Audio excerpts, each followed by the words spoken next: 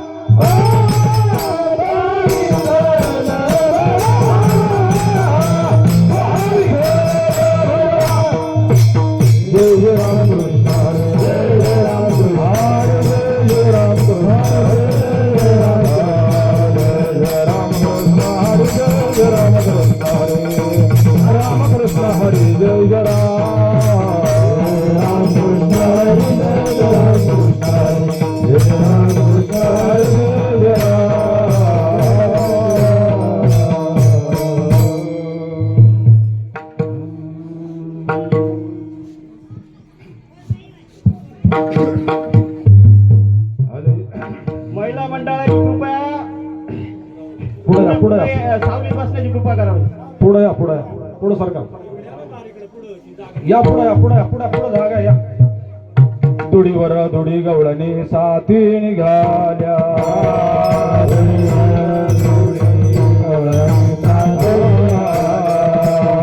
दुडीवर दुडी गवळणी साथी निघाल्या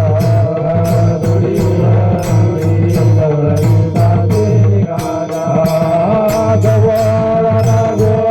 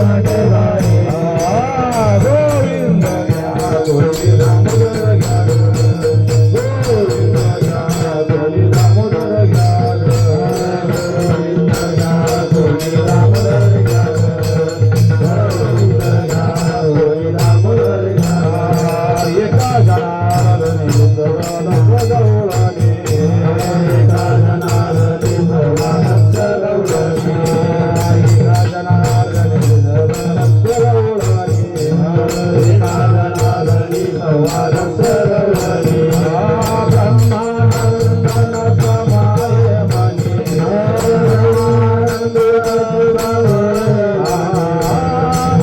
ब्रह्मानंदन समाय मनी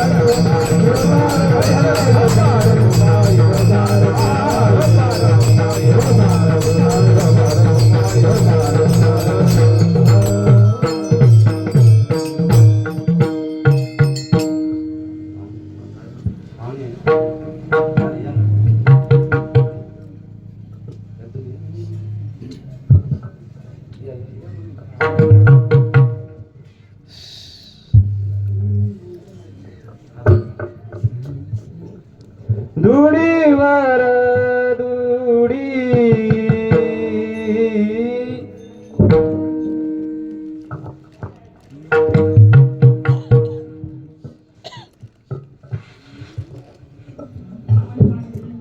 दुडीवर दुडी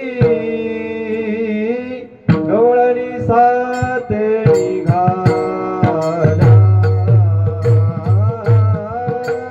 दुडीवर दुडी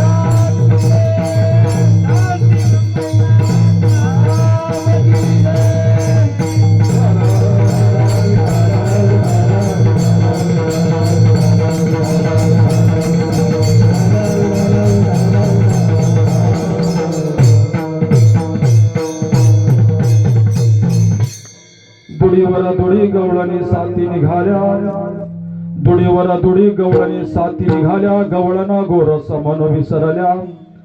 गोविंद घ्या कुणी दामोदर घ्या ग, तब तब हसती मथुरेच्या ग.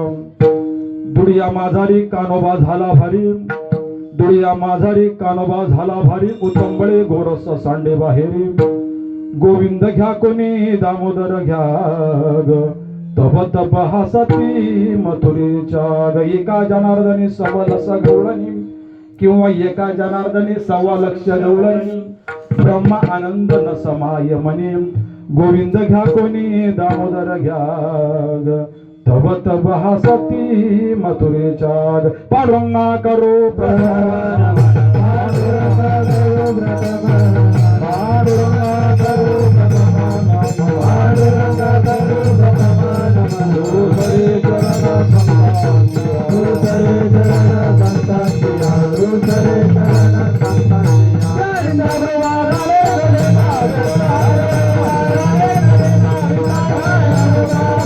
Bye.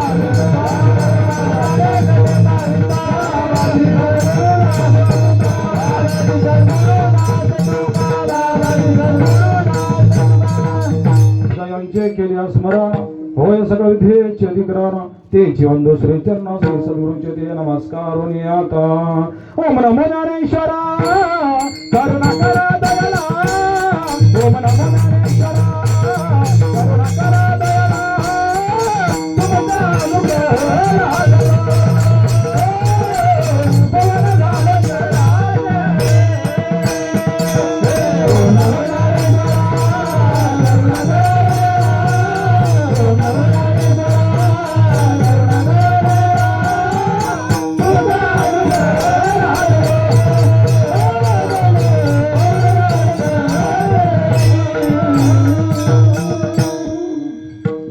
दुडी गवळणी साथी निघाल्या गवळण गोरस मन विसरल्या गोविंद घ्या कोणी दामोदर घ्या ग तव तव हासाती मथुरेच्या मस्त प्राप्त प्रसंगी कीर्तन रूपी सेवी करता घेतील गवळण शांती ब्रह्मा एकनाथ महाराज यांचे उत्कृष्ट असं कार्याच्या माध्यमातून जीवनामध्ये आलेली भगवान परमात्म्याची अनुभूती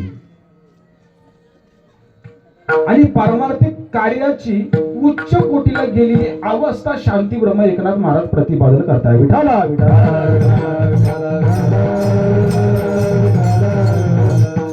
भगवान परमात्म्याच्या कृपाशीर्वादाने गोकुळामध्ये अवताराला आलेल्या गवळणी दही दूध तूप लोणी घेऊन आपलं मथुऱ्याला विकायला जात असताना भगवान परमात्म्याच्या प्रेमामध्ये भगवान परमात्म्याच्या जिव्हाळ्यामध्ये इतकं काही रममाण झाल्या इतकं काही त्यांच्या चित्तस्थितीमध्ये भगवान परमात्म्याचं एकीकरण झालं का वास्तविक पाहता जे कार्य करायला गेले त्या कार्याचा त्यांना विसर पडला काय विसर पडला विकायला गेले दही दूध तूप लोणी पण असं न म्हणता गोविंद घ्या कुणी दामोदर घ्या गोविंद घ्या दामोदर घ्या म्हणजे देव विकायला लागले देवाची विक्री करायला लागली ही अवस्था पाहून मथुरेच्या ज्या काही गवळणी होत्या त्या देह अवस्थेवरती होत्या देहावरती विधेयी नव्हत्या आणि त्या त्यांना बघून हसायला लागल्या त्यांची टिंगल करायला लागल्या त्यांना वेडा म्हणायला लागल्या त्यांना बावळट म्हणायला लागल्या तब तब हसती मथुरेच्या हे असं का घडलं काय झालं ज्या वेळेला त्या गवळीने विचारलं का ग एवढा मोठा भगवान परमात्मा तुमच्या माठामध्ये तुमच्या मडक्यामध्ये सामील कसा आणि आहे तर दाखवा पण त्या हा भगवान परमात्म्याच्या प्रेमामध्ये जिव्हाळ्यामध्ये इतक्या तल्लीन झालेल्या होत्या इतक्या एकाग्र झाल्या होत्या का भगवान श्रीकृष्ण सोडून त्यांना काही दिसतच नव्हतं त्या प्रेमामध्ये त्या जिव्हाळ्यामध्ये आपल्या डोईवरचे माठ खाली उतरवले आणि सांगितलं याच्यामध्ये माझा भगवान परमात्मा आहे आणि मथुरेच्या गवळणी जेव्हा त्याच्यात डोकावर बघायला लागल्या तर काय सांगावं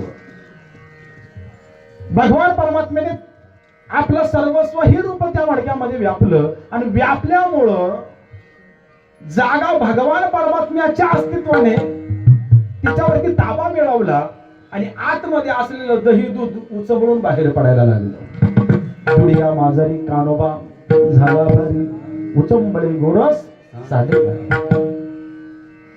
आणि ही स्थिती का होत होती तर भगवान परमात्म्याच्या प्रेमामध्ये भगवान परमात्म्याच्या जिव्हाळ्यामध्ये आणि मग एकनाथ महाराज त्यांचं वर्णन करतात एका जनार्दनी सबल असं किंवा सव्वा लक्ष कारण त्यांच्यामध्ये भगवान परमात्म्याचा जो काही प्रेम होता जो काही जिव्हाळा होता जो काही ब्रह्मा आनंद होता तो आनंद त्या स्थितीमध्ये मावत नव्हता तो ब्रह्मानंदाला पोहोचला होता तो सामावत नव्हता या तिसरीमध्ये आटोक्याच्या बाहेर गेला होता परीच्या पलीकडे गेला होता म्हणून ही स्थिती त्या गवळणीची निर्माण झाली ब्रह्मानंद न समाय मनी विठाला विठाला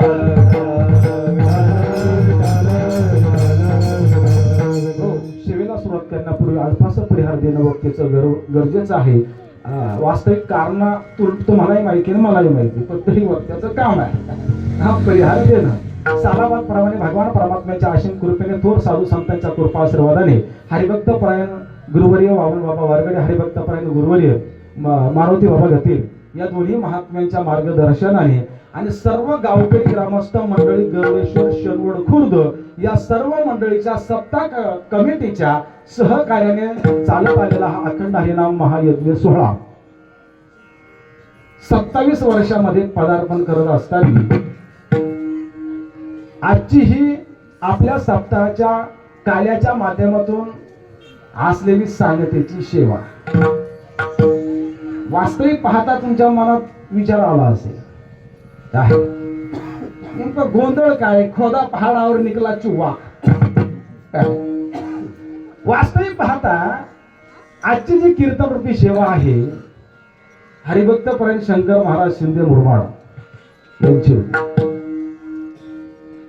पण काहीतरी त्यांच्या माध्यमातून काहीतरी अडचण निर्माण झाली आणि त्यांना येणं काही शक्य झालं नाही. त्यांनी फोन केला, मी दुसरा महाराज पाठवतो, तुम्हाला पाहिजे तसा पाठवतो, भारी पाठवतो, सगळ्या गोष्टी करतो. सत्ता कमिटीला तो विषय आम्ही मांडला तर त्यांनी विचार केला, जाऊ द्या, योगायोगाने तो कॅन्सल झाला ना. आहा. बाहेरचा बोलवायचाच नाही, याच्या मागचं कारण होतं. कारण कीर्तन करायला आपल्याकडे वेळच राहणार नाही. सत्य परिषद 10:30 वाजले, बाहेरचा महाराज आणायचा, तो काहीतरी सांगणार, 2-4 हजार घेऊन जायचे. बरं, लई 2-4 माळकरी होतील असंही काही नव्हतं, त्याची तयारी होती. 5-50 होता असेल तर बोलू बुवा.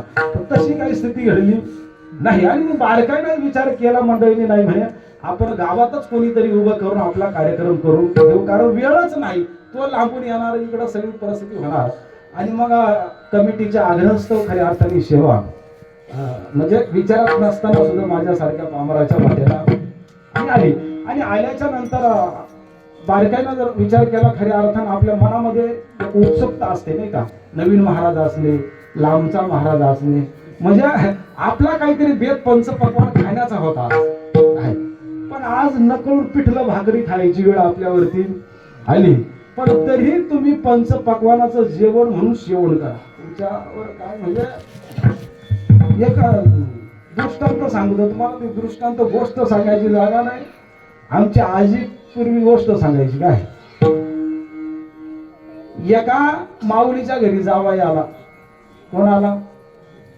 बाई माणसाला सगळ्यात आवडती वस्तू जर म्हटली तर जावासाठी काय करेल आणि सांगता येत नाही. ती काहीतरी म्हणाय ना, नाकाचा मोती ठेवी गाण आणि राखी जावयाचा मान. म्हणजे अशी परिस्थिती आहे. आणि जावाय अचानक आला, फोन नाही, मिस कॉल नाही, व्हॉट्सअप नाही, काही नाही, काय नाही, आला जावाय. आल्याच्या नंतर सासूला काय झालं, काय करू, काय झालं, खेड्यातलं जीवन, भुटी बाजाराही लांब, काय करू काय नाही. पण तशाही धुंदीमध्ये कसा तरी तिनं आपला किराणा भरला आणला, पण तरी तिला काही मनसमाधान झालं नाही. स्वयंपाक वगैरे बनवला आणि बनवल्याच्या नंतर ताट वाढलं, जावाय बसला आणि वाढायला लागली. वाढायला लागल्याच्या नंतर सासू जावायला प्रेमाने आदरानं म्हणायला लागली, जावाय बापू, मोठा प्रेमाने आदराने सुंदर स्वयंपाक केलेला आहे, तुम्ही समजून खा. आता समजून का खा? गव्हाच्या चपात्या वाढल्या म्हणते पोळ्या समजून खा. काय म्हणायला लागली? पोळ्या समजून खा. वाढला काय? गव्हाच्या चपात्या. ते हुल्लावळ्याचे धुणे बनवायचे लोक, ते गोल गोल, हा, ते वाढलं. म्हणायला लागली जिलेबी समजून खा. जावं म्हणू लागला, काय भानगड आहे बा. सोयाबीन बनवली काळ्या मसाल्यामध्ये, सोयाबीन, त्याला बुवा भाजी म्हणायचे जुने लोक, म्हणजे माळ करायची भाजी, ते समजून खायचे. काय आणि सांगितलं भाजी वाढली म्हणजे जावाय बापू ते काळ्या पिशीतलं समजून खा. जावयाला असा राग आला जो सासूच्या सांडकन काना खाली लावून दिली. सासू म्हणाली, का हो, मी तुमची सासू आहे, तुम्हाला लाज नाही वाटत? खुशाल माझ्या मारली, तुम्हाला लाज नाही वाटत? खुशाल माझ्या मारली. जावय म्हणतो, मामी ही मामाने मारली म्हणून समजून खा. आता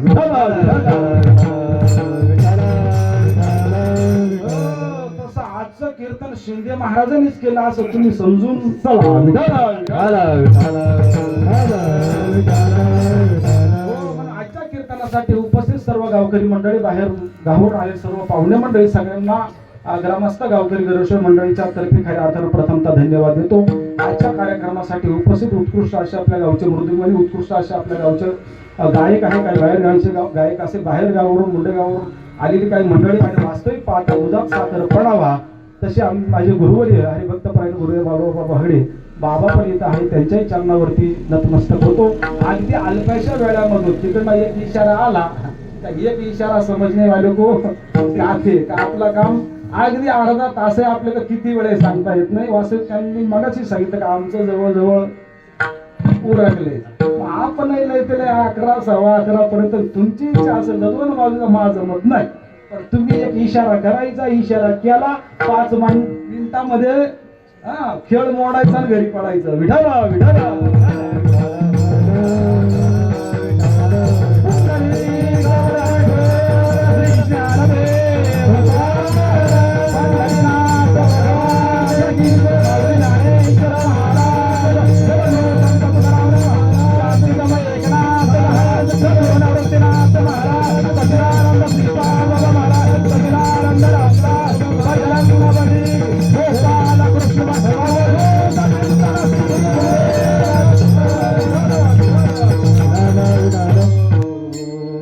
आजचा प्रसंग बारीकाने विचार केला, सगळ्यांना माहिती आहे, सगळ्यांना ज्ञात आहे, सगळ्यांना जाणून आहे. आणि वास्तविक पाहता आजच्या प्रसंगाविषयी रात्रीच आपल्याला कळालं. 7 दिवसात 8 दिवसात कुठले कार्यक्रम, काय कार्यक्रम, कुठल्याही सप्ताहाच्या कीर्तनाची सेवा ही काल्याच्याच कीर्तनाला होती, दुसरं चालत नाही. आणि काल्याचं कीर्तन म्हटलं तर फक्त एकच विषय, चरित्र ते उच्चारावे, चरित्र ते उच्चारावे,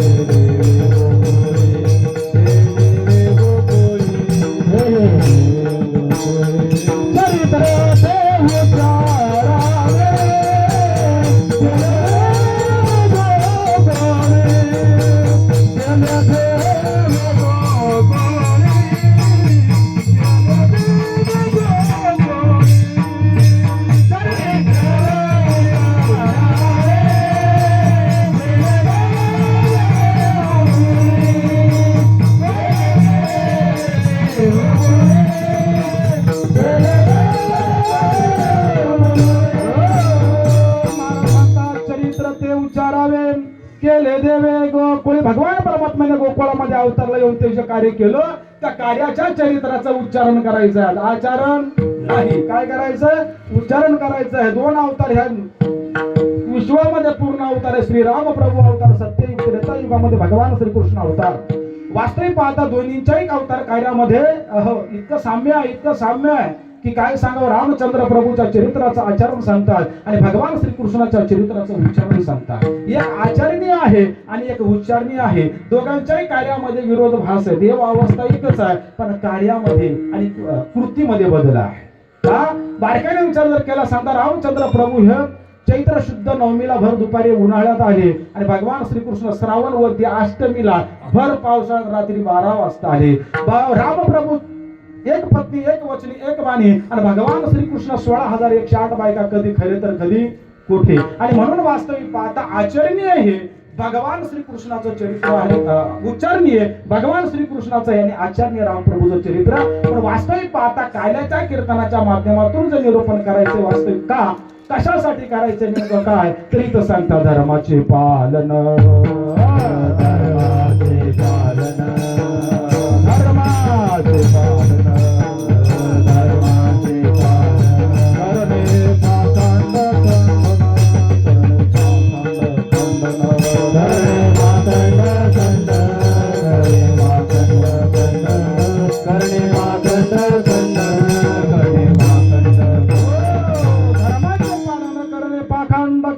भगवान परमात्मा ज्या वेळेला धर्मावरती ग्लानी येते आणि धर्मावरती ग्लानी आल्याच्या नंतर ज्याच्यामुळे ग्लानी आलेले त्याचं खंडन करणं आणि साधू संत सज्जनाचं रक्षण करणं हे भगवान परमात्म्याचं प्रयोजन आहे.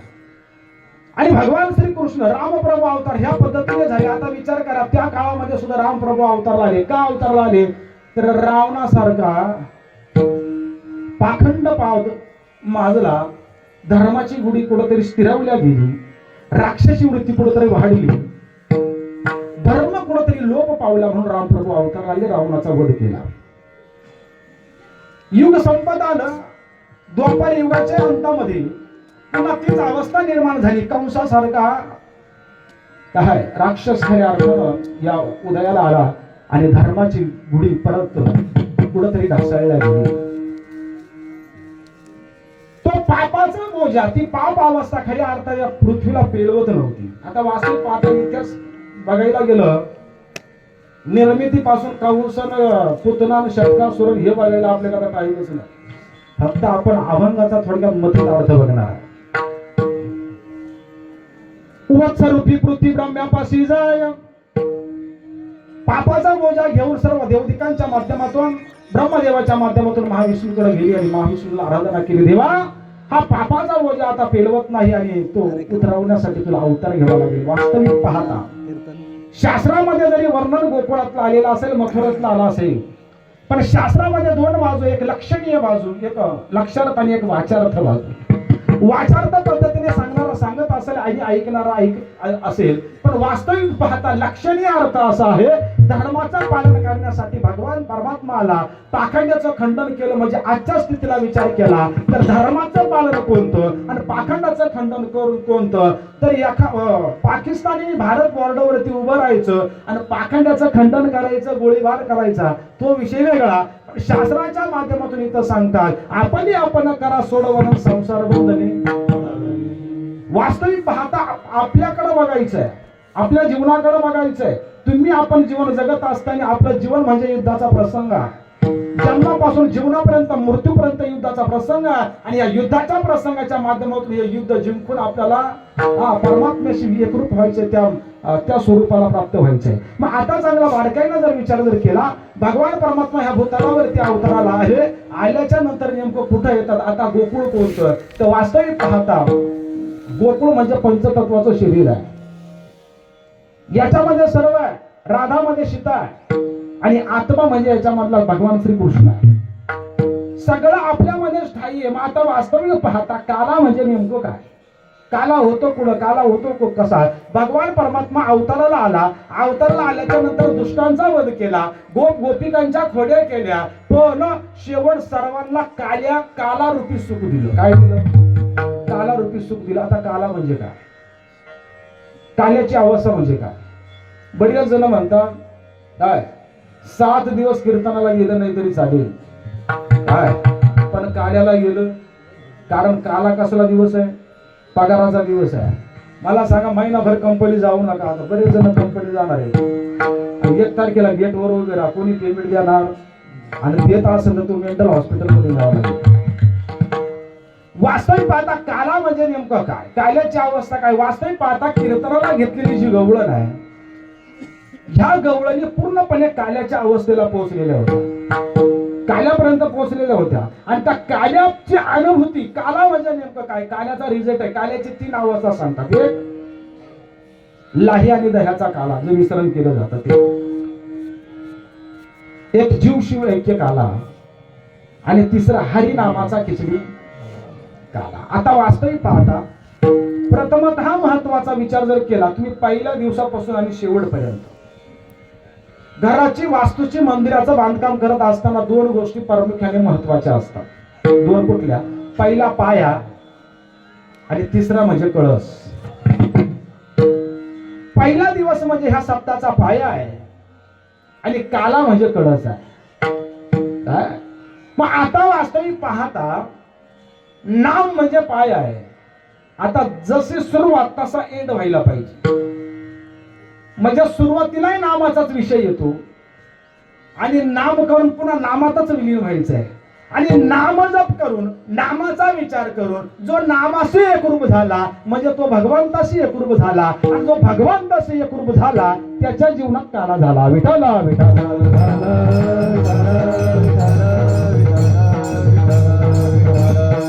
आता बारकाईनं विचार जर केला, काल्याचा रिझल्ट म्हणजे काय, काल्याची अनुभूती काय, काला म्हणजे काय. आता बारकाईनं विचार चाला, कितीतरी वर्ष चालले, महाराष्ट्रामध्ये कितीतरी सत्य होत आहे. प्रत्येकाच्या काल्याच्या निरूपणाने सांगता होते आणि प्रत्येक जण काल्याचं सेवन करत आहे. आता मला सांगा, काल्याचं सेवन करणं, काला प्राप्त झाला, काला घेतला म्हणजे आपलं काम झालं असं अजिबात नाही. उदाहरणार्थ इथं आपल्या समोर ही पेटी ठेवलेली आहे. आता ही पेटी इथं असून काय उपयोग आहे का? काय उपयोग? मग तिचा उपयोग कधी होता? जर ती वाजवली असती, तिच्यातून स्वर निघाला असता तर मग ती असून उपयोगाची का? मग नुसता काला खाऊन काय उपयोगाचा आहे का? तो खाऊन जे प्राप्त करायचं ते जर प्राप्त होत नसेल, त्याचा जर रिझल्ट लागत नसेल तर काला खाऊन काय फायदा आहे का? मग आता काल्याचा रिझल्ट म्हणजे काय? काल्याचा रिझल्ट म्हणजे काय? तर काल्याचा 1 नंबरचा रिझल्ट शांती ब्रह्म एकनाथ महाराज गवळणीच्या पहिल्या चरणात सांगतात, दुडीवर दुडी, दुडीवर दुडी,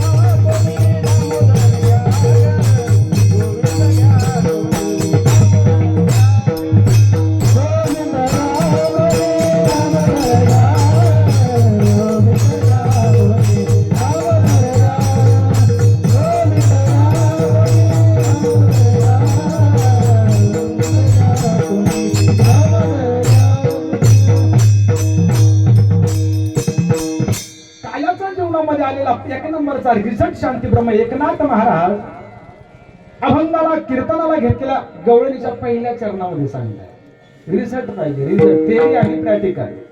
थेरी आणि प्रॅक्टिकल. परमार्थ ही गोष्ट अशी म्हणाची नाही. तो का म्हणे येथे अनुभव प्रमाण आणि शब्दाचे गौरव किंवा अनुभव आले अंगाला त्या जगात देतसे काला ही अवस्था अनुभूतीची आहे, म्हणाची नाही. कारण तो शेवट आहे, तो शेवट आहे. शेवट तो माझा मला भाऊ गोड झाला आणि तो गोड व्हायला पाहिजे. 7 दिवसापुरता नाही, काला होऊन हालेपर्यंत नाही. तो चिरका हे म्हणजे फक्त बॅटरी चार्जिंग करण्याचं साधन आहे. सप्ताह म्हणजे काय, डाऊन झालेली बॅटरी चार्जिंग करणं, वर्षभर ती वापरणं याच्यासाठी आहे. मग वास्तविक पाहता याच्यामध्ये तो विषय आणि प्रयोजन समजून घ्यायचं. मग काय समजून घ्यायचं, काला म्हणजे काय, तर जीवनामध्ये भगवान परमात्म्याचं एकीकरण होणं, भगवान परमात्म्याची अनुभूती येणं म्हणजे काला आहे. विठाला विठाला.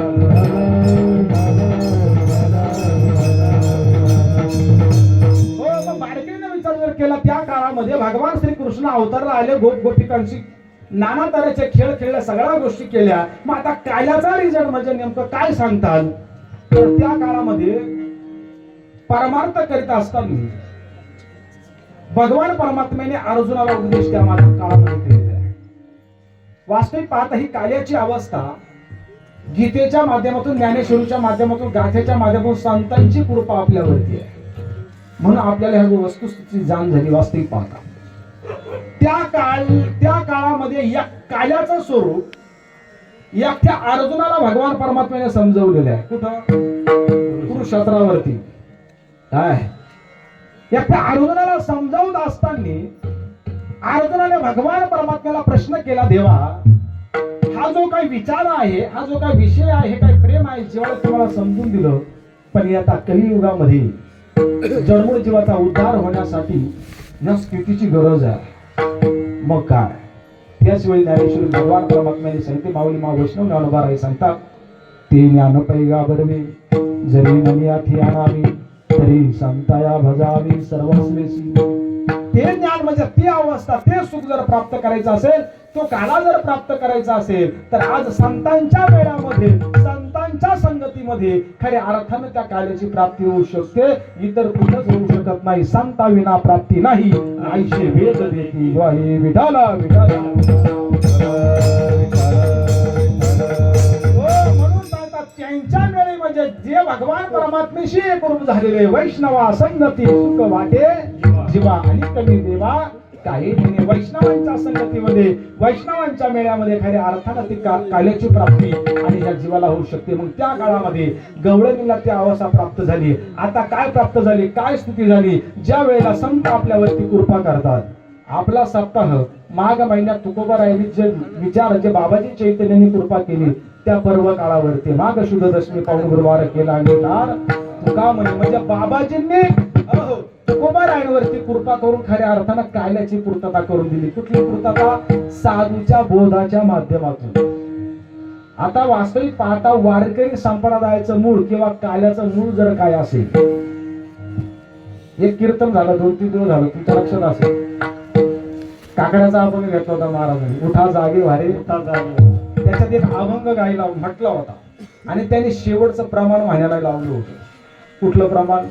बोध दिला मज सांगते मार्ग दाविला भ्रांती समूळ गेली दिसू लागली. आता वास्तविक पाहता हे खरं काल्याचं मूळ आहे. हे काय आहे?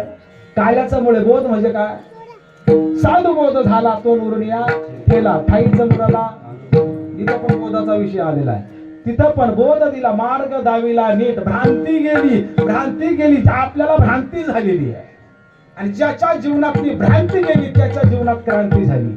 मग भ्रांती कशाने झाली? मीपणाची, माझेपणाची, कर्तृत्वपणाची, कार्याची, ही आपल्यावरती आलेली भ्रांती आहे. मीपणा, अभिमान, अभिमान, गर्व, ताठा, माझ्यासारखा मीच, माझ्यासारखा कोणीच नाही. मग काला म्हणजे काय? द्वहित घालवणं म्हणजे काला. एकीचा विचार होणं म्हणजे काला. ही गोष्ट कोण करतं? तर संत करतं. द्वहिताची झाडली गुरुविना ज्ञान आणि त्या कैसे कीर्तन घडेल नामी. काला म्हणजे नेमकं लाईन भात खाणं म्हणजे काला नाही, आपल्यात परिवर्तन होणं म्हणजे काला आहे. विचार करा, ज्या वेळेला राम रावणाचं युद्ध संपलं आणि युद्ध संपल्याच्या नंतर अंतकाळ जवळ आलेला होता आणि त्या अंतकाळाच्या समयामध्ये रामप्रभूंनी लक्ष्मणाला सांगितलं, लक्ष्मणा, अरे तो रावण जरी बाहेरून वाईट वाटत असेल पण त्याच्यासारखा ज्ञानी सुद्धा कोणीच नव्हता म्हणे. त्याच्याकडे जा आणि तू काहीतरी ज्ञान घे म्हणे. धरत्रीला पडलेला रावण लक्ष्मण रावणाकडे गेले आणि ज्ञानाचं ग्रहण करायला लागले. आणि ज्ञानाचं ग्रहण करत असताना रावण लक्ष्मणावरती थोडा खेकसला, म्हणजे आपल्या भाषेत पिसळला, रागवला. चल चालता हो, तू ज्ञान ग्रहण करण्याचा योग्यताचा नाही म्हणे. लक्ष्मण विचार करायला लागला, याचा आखरी श्वास जायला आलाय, हा मरायला आलाय, अंतिम वेळ आली, तर याच्यामध्ये किती गर्व आहे, किती अभिमान आहे ह्या रावणामध्ये, किती ताटा आहे रावणामध्ये. लक्ष्मण रामप्रभूकडे गेले आणि लक्ष्मण म्हणायला लागले, भैया भैया, आखरी श्वास याचा चालू आहे, आता प्राण कुठून जाणार आहे, तरी याचा अभिमान जात नाही, याचा मीपणा जात नाही, याचा ताठा जात नाही, याचा देह तादात्म्य जात नाही. हा म्हणतो तू ज्ञान ग्रहण करण्याच्या योग्यतेचा नाही, तू काला ग्रहण करण्याच्या योग्यतेचा नाही. विठाला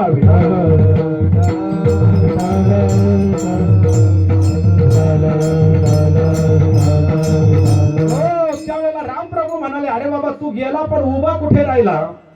तर म्हणे डोक्याजवळ उभा राहिलो. म्हणे हे बघ, ज्ञान ग्रहण करायचं म्हणजे तिथं तुमचा गुरु आणि शिष्याचा संबंध झाला आणि शिष्याला जर ज्ञान ग्रहण करायचं असेल तर गुरुच्या चरणाजवळ त्यांनी थांबावं. तू डोक्याजवळ थांबला म्हणे. एक जण असाच डोक्याजवळ थांबला होता, त्याचं वाटोळं झालं. कोण? दुर्योधन. हा म्हणजे माणसाला जवळ नाही, चरणाजवळ. चरणांना सोडी सर्वता आला तुझी पंढरीनाथ. आणि मग ज्या वेळेला लक्ष्मण रावणाच्या चरणाजवळ गेले आणि गेल्याच्या नंतर चुकीची क्षमा मागितली आणि ज्ञान मला प्राप्त करू दे असं सांगायला लागलं, तेव्हा 2 वाक्याचे उद्गार रावणाने लक्ष्मणाला सांगितले. ऐका जरा काय सांगितलं बघा. रावण म्हणायला लागला लक्ष्मणा, आणि माणूस आहे ना किती लबाड असू द्या, किती लबाड असू द्या, मरणाच्या वेळी सत्य बोलतो बरं का, मृत्यूच्या वेळी सत्य बोलतो.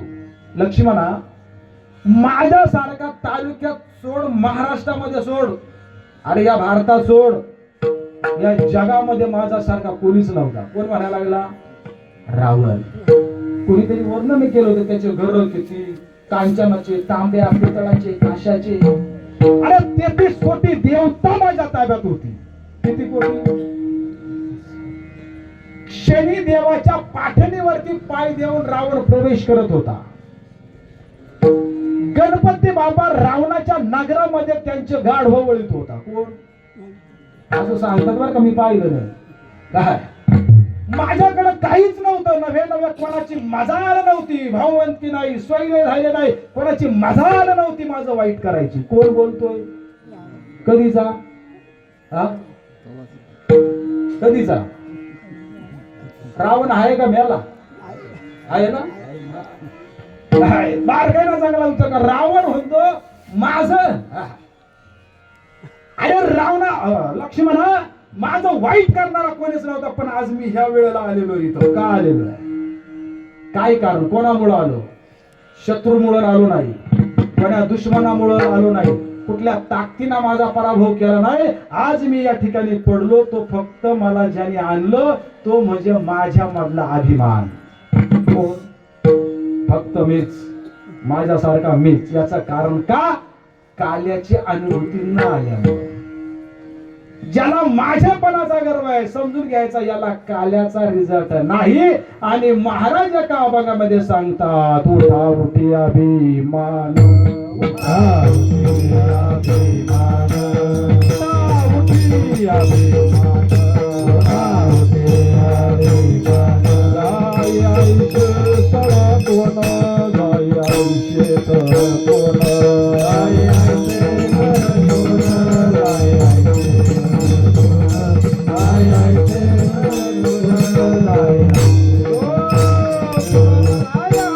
सांगतात, उठा उठी अभिमान, जाय आयुष्य स्थळ कोण. आता हा अभिमान घालावा असं कुठलं ठिकाणी कुठलं औषध आहे तुकोबा नाही सांगतात. हो, कारण ते घडतंय कुठं? ते ह्या पंढरीसी घडे, खडा पाजर रोकडे. जेव्हा काल्याची प्राप्ती होते तेव्हा अभिमान जातो, आणि अभिमान गेल्याच्या नंतर काल्याचा रिझल्ट ज्याला आलाय त्याच्यावरती लक्षणं दिसतात. नेत्री अश्रूंची आधाराम, कोठे रोमांच शरीर. कशामुळं?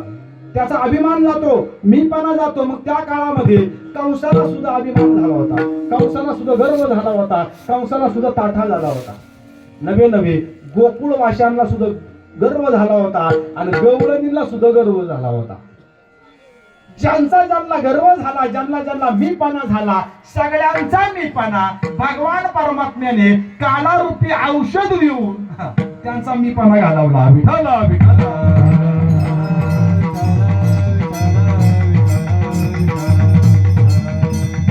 मग या सगळ्यांवरती एक औषध म्हणजे काय आहे? तर ते औषध म्हणजे काला आहे.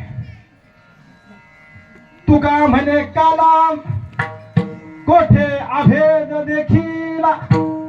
एकदा काल्याची प्राप्ती झाली का भेद जातो, अभेद जातो. आता विचार करा, जिथं भेद आहे, जिथं द्वैत आहे, समजून घ्यायचा काला घडला नाही. मग जिथं अद्वैत झालं समजून घ्यायचा काल्याचा रिझल्ट लागला. मग आता बारकाईने विचार जर केला, त्या काळामध्ये गवळणीची अशी परिस्थिती झाली, अशी अवस्था झाली. परमार्थ करत असताना तोच विषय आहे, काल्याची अनुभूती कुठं येते? बाहेर येत नाही, आत येत नाही. तर ती अवस्था या देहाच्या अवस्थेमध्ये येते. शास्त्र सांगतात, पोटा तुन्या उल्लसता, रंगी गाता पै नाचता, अंतरी द्रव झाला चित्ता. ती अवस्था बाह्य दिशे. विचार करा, त्या गोकुळामधल्या गवळणी दही दूध घेऊन कुठे गेल्या? मथुरेला गेल्या आणि मथुरेला गेल्याच्या नंतर विकायला गेल्या दही, दूध आणि लोणी. पण हा भलतच काहीतरी मागताय. हा आता वास्तविक पाहतात त्यांना विसर पडला आणि परमार्थामध्ये परमार्थाचा रिझल्ट असा विसर पडणे. आम्ही काय करतो, कशासाठी करतो याचं भान न राहणं, जीवनामध्ये आमेळ होणं, चांगले कपडे घालावे, इस्त्री टाईट कपडे घालावे की काय करावं याचं सुद्धा त्या भक्तीमध्ये भान राहत नाही. काय मी माझी आठवण विसरले जयाची अंतकरण, पार्था तो संन्यासी जाण, जो माझेपणा विसरला समजून घ्यायचा त्याच्यामध्ये काल्याची अनुभूती आली. काय तुकोबरायच्या जीवनाचा विचार करा. तुकोबारायने आपल्या मुलांसाठी जर काही खाऊ आणला, गलीतून येत असताना स्वतःच्या घरापर्यंत जावं तर काही शिल्लक राहत नव्हतं. का त्यांच्यामध्ये सुद्धा त्यांचेच मुलं दिसायची त्यांना. ही काल्याची अनुभूती आहे. आणि म्हणून वास्तविक पाहता काल्याचा रिझल्ट म्हणजे नेमकं काय, अभंगाच्या दुसऱ्या गोविंद घ्या कोणी दामोदर घ्या ग. गोविंद घ्या कोणी दामोदर घ्या ग. गोविंद घ्या कोणी दामोदर घ्या ग. गोविंद घ्या कोणी दामोदर घ्या ग. गोविंद कोणी दामोदर घ्या ग. गोविंद घ्या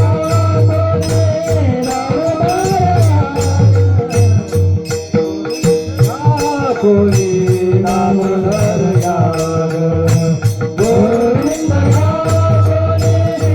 घ्या कोणी दामोदर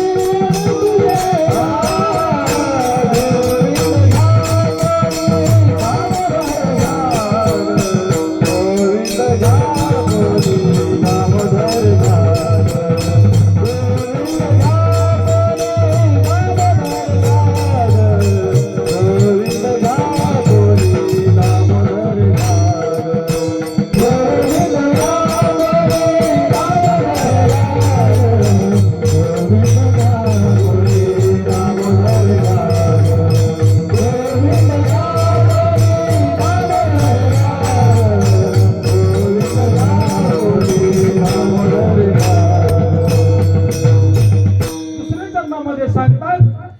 गोविंद घ्या कोणी दामोदर घ्या ग. तब तब हसती त्या मथुऱ्याच्या गवळणी तिकडच्या हसायला लागल्या. कुठल्या मथुऱ्याच्या गवळणी. म्हणजे आपण दही दूध घेऊन विकायला घोटीला गेलो, दही दूध न म्हणता दुसरंच काय म्हणायला लागलं तर घोटीच्या गवळणी हसायला लागल्या. यांना वेड झालं, या वेडावल्या म्हणे. तसं तुकोबारायना लोक वेडा तुक्या म्हणायचे आणि खरी भक्ती करणारा लोक बावळट म्हणतात. पण एखादा सुशिक्षित स्टँडर्ड असेल ना त्याला लई चांगलं म्हणतात. तो नालायक असा ना सुशिक्षित स्टँडर्ड, पण एखादा चांगला माणूस पण येडा गाबाळा वाचला तर त्याला मार्केट नाही. म्हणजे तेव्हापासून हा भ्रष्टाचार आहे का विचार करा. तेव्हापासून हा उद्योग त्याला वेडा म्हणायला लागल्या. आणि खऱ्या अर्थानं त्या भगवान परमात्म्याचा चित्त लागल्याच्या नंतर अन्य गवळीला तसं वेड लागायचं आणि वेड लागल्याच्या नंतर अन्य गवळीचं वर्ण अभंगवाणीमध्ये आलेले. एक गवळ यमुना नदीवरती पाणी आणायला गेली आणि पाणी आणायला गेल्याच्या नंतर भगवान परमात्म्याच्या पासरीचा वेद तिच्या कानावरती आला आणि आल्याच्या नंतर ती इतकी मंत्रमुग्ध झाली, इतकी मंत्रमुग्ध झाली. सकाळचे 10 वाजले, 11 वाजले, 12 वाजले, 1 वाजला.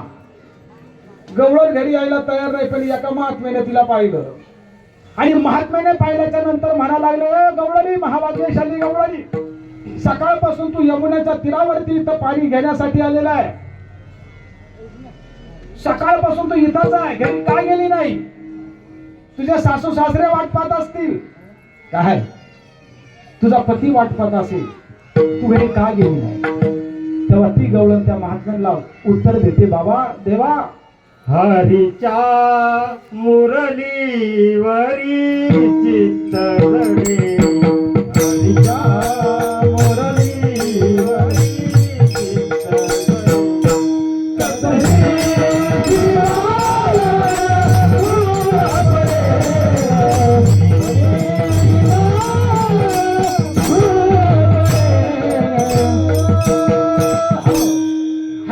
मुरलीवरी जीव जडे आणि कसली जीवाला भूल पडे. मुरली म्हणजे काय लाकडाची नाही, अंतर्ज्ञानाची मुरली, अनुभूतीची मुरली, काय त्या प्रेमाची मुरली आणि तिच्यावर जोड जोडलं. आणि मग त्या मुरलीमुळे ती अवस्था त्या चिंतनामुळे भगवान परमात्म्याशी ती एकरूप झाली. घरी जायला तयार नाही आणि मग तिने उत्तर दिलं, हरिने हरिने हरिने हरिले हरिने माझे हरिले चित्त, हरिने हरिने हरिने हरिले हरिने माझे हरिले चित्त, हरिने हरिने हरिने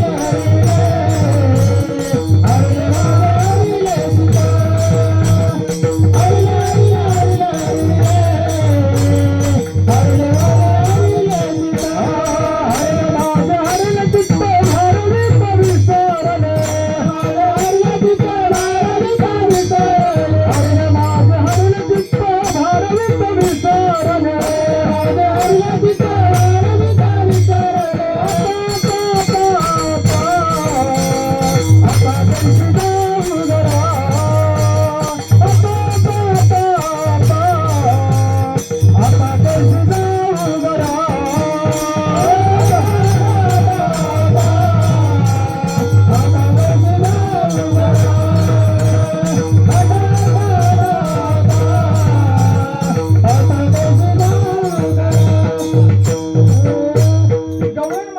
भगवान परमात्म्याच्या चित्ताचा योग माझ्या चित्तालाशी लागला, हे तादात्म्याशी लागला आणि म्हणून मला या सर्वस्वाचा ह्या माईकाचा मला काय झाला, विसर झाला. म्हणजे विचार करा, काही भगवान परमात्म्याच्या मुरलीवरती एकीकरण व्हायच्या, काही भगवान परमात्म्याच्या स्वरूपावरती एकीकरण व्हायच्या आणि काही भगवान परमात्म्याच्या नामावरती एकीकरण व्हायच्या. आता वास्तविक स्वरूप नाम हे सगळं एकीकरणाची अवस्था आहे. पण गवळणीमध्ये संतांनी काही वेगळीकरण दाखवलेले आहे. काय काहीला त्या नामाचा छंद लागायचा, काहीला मुरलीचा नादाचा छंद लागायचा, ऐकुनी वेणूचा नाद लागला नामाचा छंद. आणि खऱ्या अर्थानं जीवनामध्ये जोपर्यंत तो छंद लागत नाही तोपर्यंत मिळू बसत नाही. ऐकोनी वेणूचा नाद,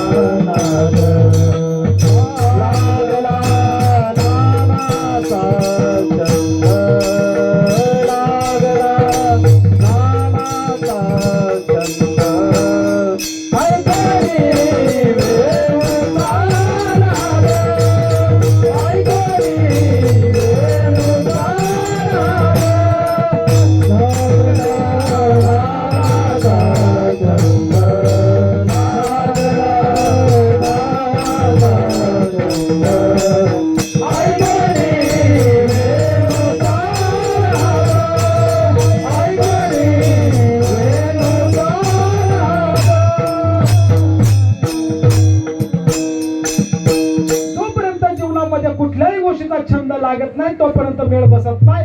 आता कायल्याचा प्रसाद खाला म्हणजे लगेच काम नाही, तर त्या परमार्थाचा त्या साधण्याचा छंद लागला पाहिजे. आणि ज्याच्या जीवनामध्ये भगवान परमात्म्याच्या भक्तीचा छंद लागत नाही तो कार्याचा अधिकारी होऊ शकत नाही.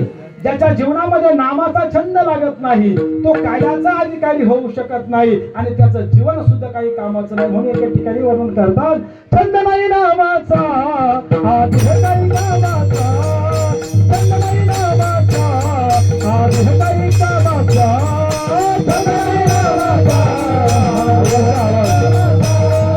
छंद नाही नामाचा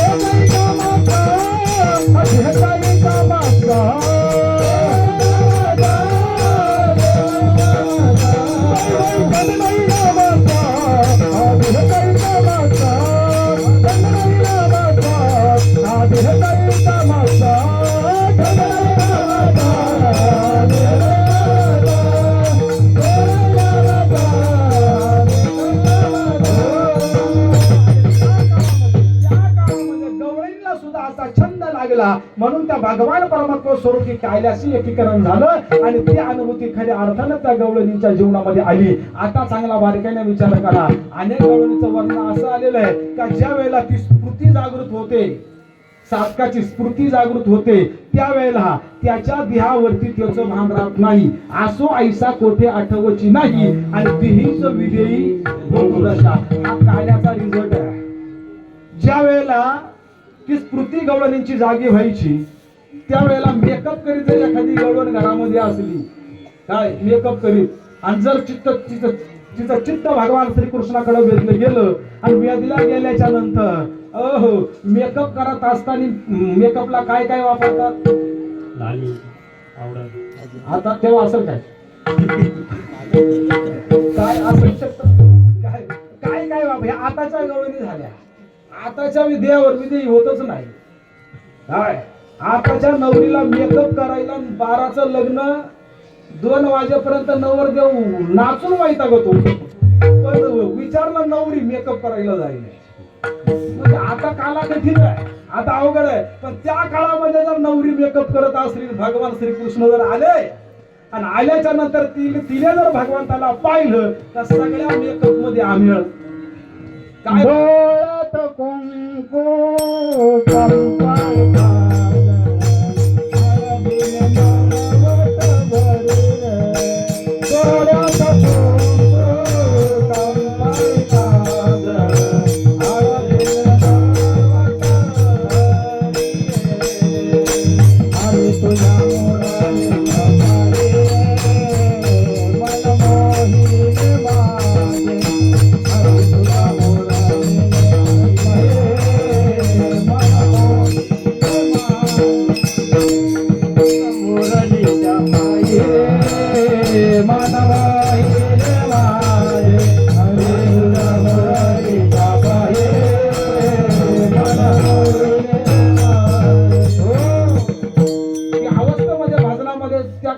फेमस गवळण होती.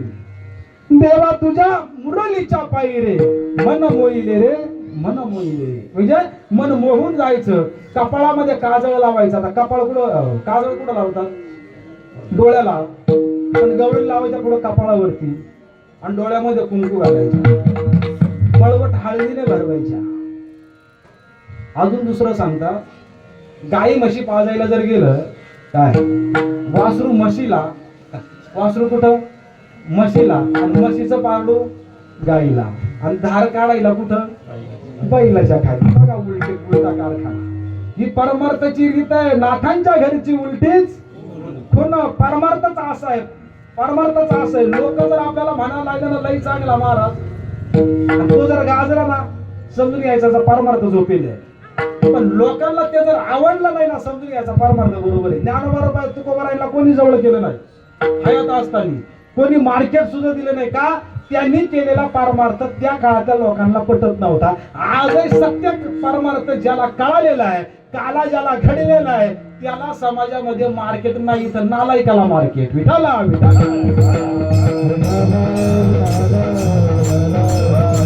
कलियुगामध्ये सत्याला थारा नाही, माझ्या संतांना सुद्धा तारा नाही. पण थारा कधी? मेल्यावर, गेल्यावर, हयात असताना नाही. मग त्या गवळणीची ती अवस्था होत होती. का? देहावरती विदेयी होतो, देहावरती विदेयी होतो. त्याला शास्त्रामध्ये अष्टसात्विक भावाचा प्रकार म्हणतात. काय म्हणतात? अष्टसात्विक भाव. पण वास्तविक पाहता अष्टसात्विक भाव त्या काळामध्ये सुद्धा पटत नव्हते आणि ह्या काळामध्ये सुद्धा पटत नाही. मग आता विचार करा, त्या गवळणीची अशी स्थिती झाली का भगवान श्रीकृष्ण हरी बोला देता, हरी बोला घेता, हसता खेळता, उठता बसता आणि हरी बोला अशी स्थिती झाली. तुम्ही इशारा करा, काय अडचण नाही. तसं असेल तर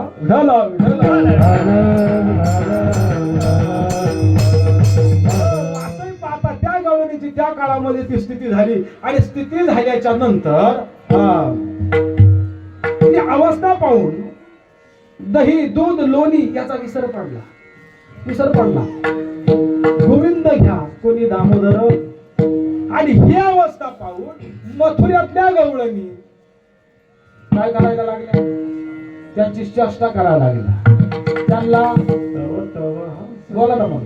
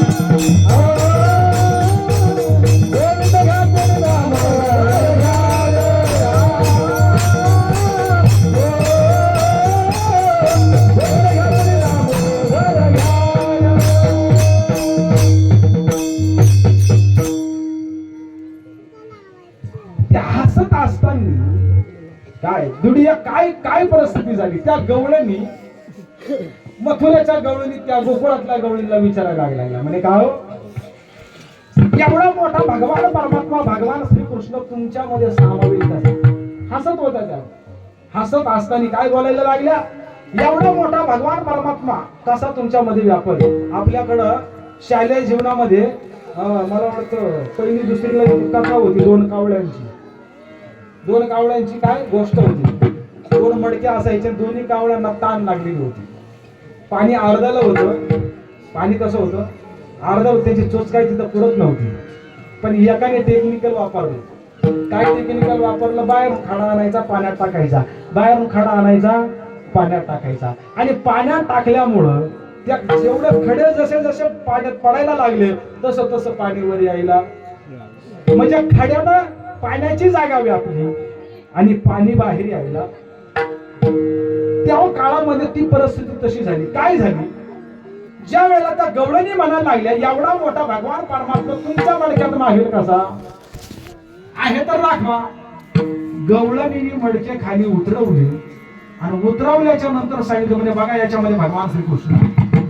या जशा जाऊन त्या मडक्यामध्ये डोकावायला लागल्या, आता डोकावायला लागल्या तर भगवान परमात्म्याचं रूप त्याच्यामध्ये, तो आकार त्याच्यामध्ये सामावला आणि आतलं दही दूध उचलून बाहेर यायला लागलं. आता इथं लक्षणीय अर्थ याचा वेगळा. सांगायला जरी मडकं असेल, सांगायला जरी दूध असेल, पण दूधही वेगळं आणि मडकं वेगळं, सगळंच वेगळं. आता कसं वेगळं तुम्हाला सांगतो. आता इथं हे मडकं बांधलेलं, इथं काय बांधलेलं, मडकं बांधलेलं. थोड्या वेळामध्ये तिकडे इशारा आला का हे फुटणार आहे. हे काय होणार आहे, फुटणार आहे. हे फुटलं का याच्यातले खापरं खाली पडणार आहे. याच्यातले खापरं पडले का बरेच जण ते उचलून घरी नेणार आहेत. कुठे नेणार आहे, घरी नेणार आहे. घरी नेऊन ते काय करणार आहेत, काय करणार आहे. आता एवढं दिसत नाही, पण पहिली लई झुंबड पडायची, खापरच वाटा येत नव्हतं. एखाद्याला जर भेटत 10-12 जण त्याच्या मागे लागेल, हे दे ना थोडं, हे दे ना थोडं. काय करायचं, नेऊन धान्यामध्ये टाकायचं आणि धान्यामध्ये टाकलं तर 2-4 वर्ष शेती पिकवायचं कामच नाही. होतं का असं, दरवर्षी जी बियाजारी आहे ती आहेच, किती खापरं उचला. आता वास्तविक पाहता हे काल्याचं प्रतीक आहे. हे काय आहे, काल्याचं प्रतीक आहे. काला नाही, काला ही गोष्ट वेगळी आहे. हे फक्त वाचार्थ दाखवायला आहे, पण लक्षार्थ इथं आहे. तुझ आहे तुझं पाशी परी तुझा का चुकलास. या सगळ्या गोष्टी आपल्या पाशी प्रतीक. आता विचार करा, काल्याचं मडकं हे मातीनं बनलेलं आहे, हे कुंभारानं भाजलेलं आहे. काय कुंभारानं भाजलेलं आहे आणि भाजल्यामुळं कुल्हाळाच्या कुंभ भाजल्या विना माती काय होय संगती पाणी. याची 2 अवस्था. या आतून बाहेरून दोन्ही बाजून पक्क भाजावं लागतं आणि पक्क भाजल्याच्या नंतरच त्याच्यामध्ये काहीतरी साठवावं लागतं. हे जर कच्चं जर भाजलं तर ते तडकून जातं. तसं याच्यामध्ये काला जर साठवायचा आहे, हे पंचतत्वाचं मडक आहे आणि हे सुद्धा पक्क भाजलं पाहिजे. आणि हे जर कच्चं भाजलं, हे जर कच्चं भाजलं, हे जर कच्चं भाजलं तर सप्त्यात माळा घाली तर हप्त्यात काढित. आजच्या महाराजांचा डायलॉग होता, विठ्ठल विठ्ठल. म्हणून त्यांचा डायलॉग तुम्हाला सांगितलं ते आज नाही. काय सप्त्यात घालायची, हप्त्यात काढायची. समजून घ्यायचं मडकं कच्चं. याच्यात तुम्ही किती काला कोंबा, दूध कोंबा नाही तर म्हैस कोंबा, याच्यावर परिणाम होणार नाही. मग असे बरेच मडके कच्चे आहेत.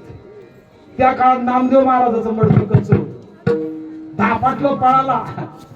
पण गोरोबा काकांनी मडकं पक्क केलं. जोपर्यंत सद्गुरू आपलं मडकं पक्क करत नाही तोपर्यंत माझ्या सारख्याने असे मोठ्याले तुम्ही 50 लाखाचा आहे बाबा उगाळून जरी पेले तरी गाढवाने शेत खालं, पापही नाही पुण्यही नाही. तुम्हाला जीवनामध्ये सद्गुरू करावा लागेल आणि सद्गुरू कडनं हे मडकं पक्क करावं लागेल आणि तेव्हा याच्यामध्ये काला साठवावा लागेल. कुठला काला, जीव शिव ऐक्य काला. याच्यामध्ये आत्मा मग सगळं राधा सीता आहे, आत्मा हा कृष्ण आहे. पण याच्यामध्ये हा आपण त्याला जीव दशेमध्ये व्यतीत केलेला, हा जीव दशेमधली अवस्था, शिव दशेमध्ये अन्न तेव्हा जीवनामध्ये मेळ बसतो आणि त्या जीवनामध्ये फक्त संतच करू शकतात. म्हणून एका पदामध्ये सुंदर गायन केलेलं आहे. सद्गुरू माझ्या निधन रूपाला धाविलं आणि जीवाचा लगीन या दिवासीला हविलं, जीवाचा लगीन या दिवासीला हविलं, जीवाचा लगीन या दिवासीला हविलं, मंगळसूत्र मना माझी हविलं आणि आत्ताचा लगीन परमात्म्याला हविलं, आत्ताचा लगीन परमात्म्याला हविलं,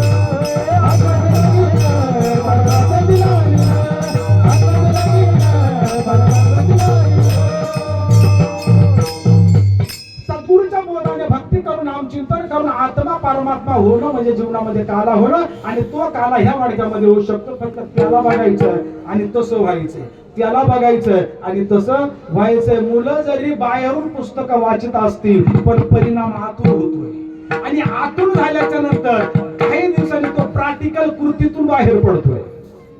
नुसतं वाचन करणं पाठाण करणं त्याचा परिणाम होत नाही. शास्त्र सांगते अनंत वाचन बरळ ती बरळ त्या कैसा गोपाळ. किती कीर्तन ऐकलो काल्याची प्रकृती घडू शकत नाही. आपल्याला तो काल्याच्या पर्यंत पोहोचावं लागेल. ठाईचं बैसुली करायचं चित्तन आवडी आनंद आळावा. म्हणून हा जो काला आहे याच्यामध्ये लाही आणि दही आहेत त्याचं एकीकरण झालं. म्हणून त्या मडक्याला पवित्रता आणि लोक पळवतात आणि मिठाचं मडकं उकरड्यावर फेकून देतात.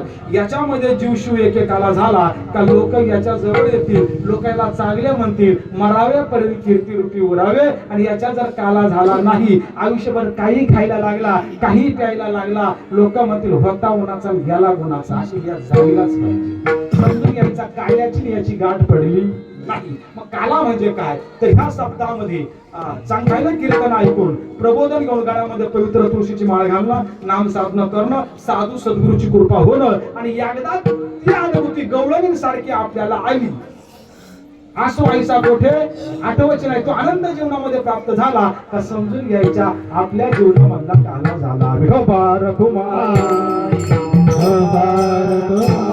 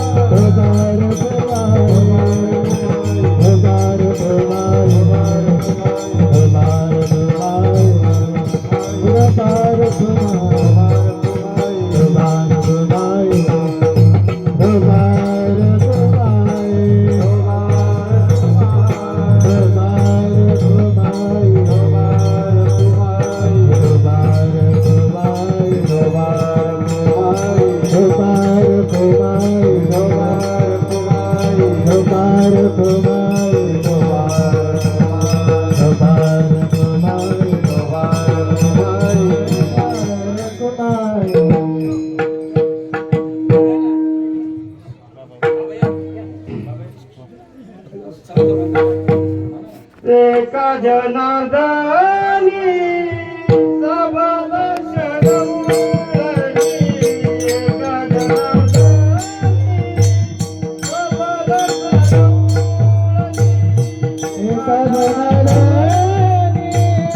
सबल शरणमणी, एका जनार्दनी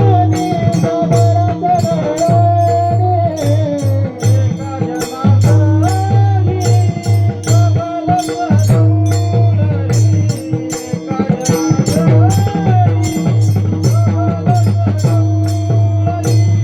एका जनार्दनी सबल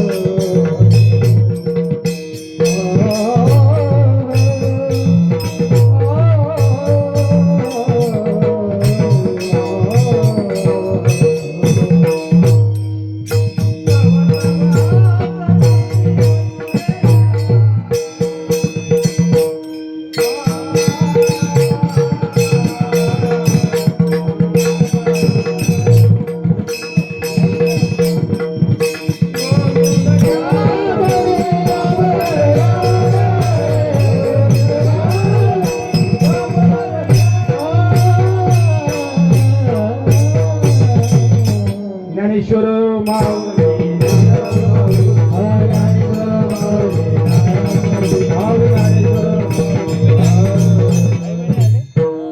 शेवटच्या चरणामध्ये शांती ब्रह्म एकनाथ सांगतात, एका जनार्दनी सबल असं गवळणी किंवा 1.25 गवळणी ब्रह्मानंद नसामाये मनी. ही गवळणीची अवस्था का झाली होती तर भगवान परमात्माचं जे प्रेम आहे ते आटोक्याच्या बाहेर जात. कुठलं प्रेम? भक्तीचं नाही, आपलं भक्तीचं प्रेम, दुसरं नाही. दुसरं प्रेम आटोक्याच्या बाहेर गेलो लोक फाशी घेतात, ते भगरी प्रेम नाही. भक्ती जिव्हाळ्याचं प्रेम ते आतमध्ये मावत नाही. आणि म्हणून ते म्हणतात ना, मिरची जर खाल्ली तर ढेकर तिखटाचाच येणार आहे का गोडचा येणार आहे? तिखटाचाच येणार आहे. गोड खाल्लं तर ढेकर गोडचाच येणार आहे. तसं त्या गवळणीने जे चाखलं, तू का चाखून सांगे, माझा अनुभव आहे अंगे, मग त्याने भगवान परमात्मा प्रेमरूपी काला चाखला आणि तोच काला सदा नाम वाचे गाती प्रेमे आनंदे नाचती सदा वाचेने तेच तेच भगवान परमात्म्याचं रूप त्याला दिसायला लागलं आणि खऱ्या अर्थ काल्याने त्या प्राप्त झाल्या. असा ह्या गवळणीचा एक अल्पाशा वेळेमध्ये माझ्या सद्गुरूने माझ्या भगवान परमात्म्याने हनुमंतरायाने जशी कृपा केली तसा मी विचार करण्याचा प्रयत्न केला. तो असा असेलच असं नाही.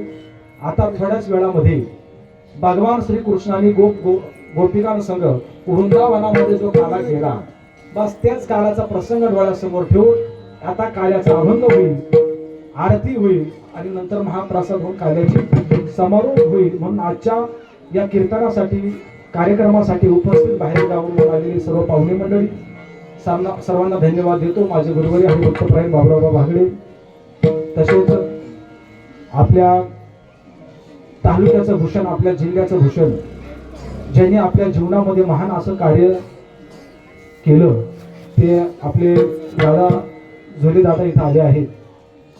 खऱ्या अर्थानं दादांचं सुद्धा दोन्ही गावातर्फे सप्ताह कमिटीतर्फे आज खऱ्या अर्थानं आपल्या सप्ताहाला खूप मोठं योगदान आहे त्यांचं. जसा सप्ताह चालू झाला तेव्हापासून आणि कुठल्याही सेवेमध्ये ते मागे पुढे पाहत नाहीत. खूप उदार अंतकरणाने खऱ्या अर्थानं ती सेवा करतात, सेवा पार पाडतात. म्हणजे त्यांची एक विशेष कृपा आपल्या गावावरती आहे, नवे नवे तालुक्यावरती तर आहेच, जिल्ह्यावरती सुद्धा आहे. उत्कृष्ट असं त्यांनी कार्य आपल्या राजनीतीच्या काळामध्ये पार पाडलं आणि अजूनही ते अट्टासाने प्रयत्न करतात. म्हणून सर्व गावकरी ग्रामस्थ मंडळी याच्यातर्फे खऱ्या अर्थानं दादांना धन्यवाद देतो. अशीच सेवा भगवान परमात्मा त्यांना आयुष्य देऊ, त्यांच्याकडनं घडत राहू आणि उत्कृष्ट असे मृदुंगमणी, उत्कृष्ट असे विवेकवाले बाबा आणि उत्कृष्ट अशा आपल्याच गावामध्ये बघा भक्ती ही प्रेमाची आहे. भक्ती कशाची आहे? प्रेमाची. भक्ती प्रेमाविना ज्ञान नको देवा, वेड वाकडं गाईन पण नाम तुझेच गाईन. भले त्याच्यात असं आगण्याचं पण जिवाळा अंतकरणातून आपण काय गातो ती गोष्ट महत्वाची. कुठला कलाकार असू द्या, तो कसं एखादा मृदुंग मध्ये तो कसा वाजवतो ते महत्वाचं नाही, त्याच्यातला जिव्हाळा जर सात्विक असेल तर त्याचं वाजवणं सुद्धा गुण वाटतंय. पण त्याच्यातला जिव्हाळा जर सात्विक नसेल तर तो गज गोड गातोय, भरपूर गोड वाजवतोय, पण त्याला जर अभिमानानं टाटा असेल तर त्याच्या वाजवण्याला किंवा त्याच्या गाण्याला त्याच्या कीर्तनाला सुद्धा किंमत. म्हणून आतला जिव्हाळा आपली गोडी प्रदर्शन करतोय. आणि म्हणून आपले भारमल महाराज असतील, वारघडे महाराज असतील, एक जिव्हाळ्याने वाजवणारे आपल्या गावात, परत विशाल महाराज आणि अशी भरपूर मंडळी आपल्या इथं घडली. आणि म्हणून पुण्याच्या सर्व गावकरी ग्रामस्थांच्या मंडळीनं उत्कृष्ट कार्य होत आहे आणि सगळे आतोनात पद्धतीने प्रयत्न करतात. अजून विशेषतः धन्य सगळे विनेकरी असतील, चौकदार असतील, तसेच आपल्या गावचे सरपंच आणि उपसरपंच यांचं विशेष सहाय्यक मी जवळजवळ पहिल्या दिवसापासून त्यांची जबाबदारी बघतोय. खऱ्या अर्थानं पूर्वीचे सरपंच होते त्यांनी साथ द्यायचे, पण यांची मला विशेष साथ दिसते. रातपासून बिचाऱ्याला झोप नाही, ती तळमळ करतात. भगवान परमात्मा अशीच सेवा त्यांच्याकडनं घडत राहू आणि झालेली सेवा पुन्हा एकदा भगवान परमात्म्याच्या चरणी अर्पण करून सेवेला पूर्ण विराम. जय विठ्ठल जय विठ्ठल जय विठ्ठल जय